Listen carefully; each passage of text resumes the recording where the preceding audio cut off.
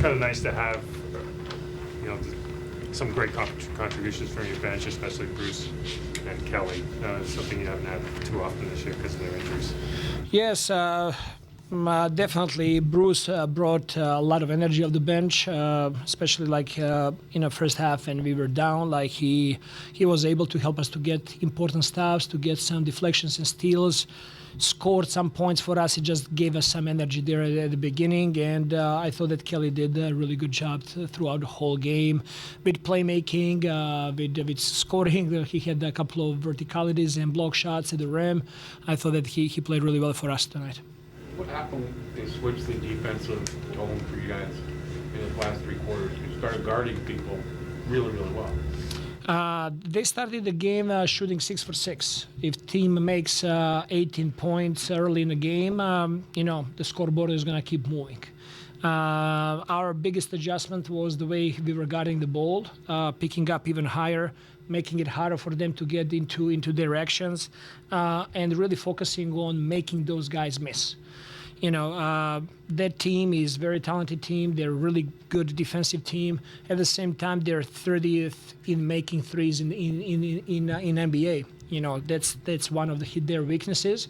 But tonight, especially that first quarter, they were making shots. We adjusted that. We started to play much harder on the ball, preventing paint touches and contesting the ball better. You guys did what do you think that Scotty did on Beccaro, guarding him all night? I thought that Scotty did a really good job. And everything. Banchero is a hell of a player, and tonight he had to earn everything. I thought that Scotty did a really good job of taking him away a little bit from the rest of the team. He ended up with 2 assists. Post-ups were hard for him. He was not getting anything easy. Some of those threes that he made early in the game, and we switched. We put Yak on him, and he shot off the dribble there. But I think overall that Scotty did a really good job. You guys did a great job executing against the zone in the third. How important, in particular, were the 2 vets in that regard? Kelly in his shooting and his passing, and then Bruce in his cutting in terms of breaking the zone? For sure, that's a big part, but I think all the guys, they did their part of the job. We had Grady having great cuts, getting wide open, corner 3. Davian was in the right spot. We put against the zone Scott in the middle of the floor, and he's playmaking from there where he can really find open people. So I thought that all the guys that were on the court, they did their part of the job there, and obviously veterans helped with that. You mentioned that they're a really strong defensive team, but I think by the numbers, this was one of your better half-court performances so far this season. What do you think was the key to scoring at such a high rate and being able to execute that well? I did not see it for us that it was easy to score outside of that third quarter. They're a very physical team. They do a really good job of using hands, creating a lot of deflections, a lot of steals. We started the game with 3 turnovers and 3 possessions, and that took some life from us and some confidence. But as the game was progressing, we ended up first half with only 5 turnovers, which means for the rest of 22 minutes, 23 minutes, we committed only 2 turnovers. But we were not aggressive enough, and that was our we talked about that at halftime, that we need to step up defensively. We need to be much more aggressive, finish possessions with rebounding, and really get out in transition and try to score. Which that's what we do best when we get in open court and execute score. But also in half court, I thought that we were able to find extra pass, to touch the paint, to create closeouts and play make from there.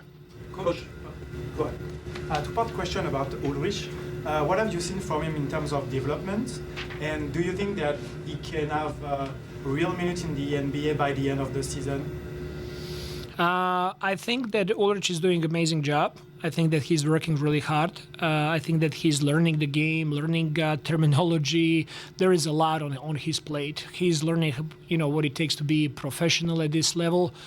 We have a plan for him, and we don't want to rush this kid. He's going to be getting opportunities. He's going to be playing with us as well.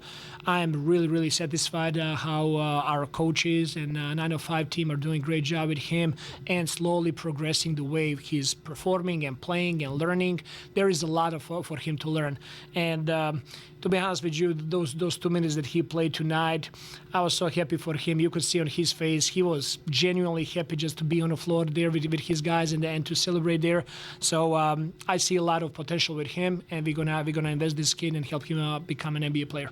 Coach, what went into the decision for Jonathan Mobo to be inactive tonight? It was a little different than what we had talked about pregame with Chris there, and then all 3 two-ways being active. Not much. We were planning to keep him on 9-5 assignment. Chris came, he was out for 3 days, and when Chris came today, he tried to go a little bit with pre-game and to go through play groups. I did not plan of playing him. But you know what, once you get punched in the mouth, all the plans, they kind of like go out of the window, and I was hoping that he can give us a burst of energy, which he did there in the first half. So that was the reason for him to dress up tonight and not JMO. At the same time, we wanted to award AJ and Ulrich to be with us tonight with the team. You guys had talked earlier this year about maybe keeping Scotty out of some of those super tough defensive assignments. Obviously, you've gone towards that more lately. What does it say about him that he's able to do that and lead the team in assists, rebounding, field goal attempts, like kind of bring it on both ends? I don't recall saying that we're going to keep Scotty outside of the hard defensive matchups. On contrary, I want him to guard the best players on the other team. I think that Scotty is a two-way player, you know, and he is so unselfish. He's such a great team leader for our group. You know, he had 14 points in the first half, and he did not force anything in the second half. He was just playmaking, playing defense, rebounding the ball, whatever it takes to help a team win. And when you look at work that Scotty Barnes is bringing in every single night, everything is about that. It's about how do I help team to win.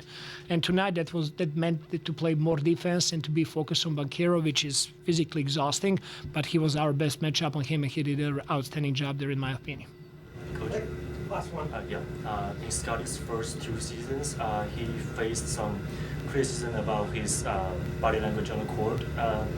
But this season, especially lately, he seemed very engaged and is communicating a lot with his teammates. You've worked with him for about 1.5 years now.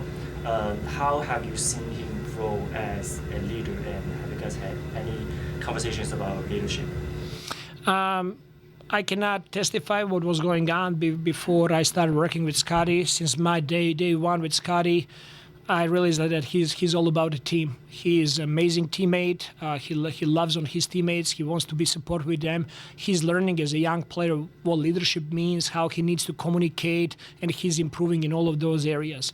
He's just outstanding with everything he does with the team and teammates. I'm really proud of his work, and he's going to continue growing with us. Thank you. Thank you, guys.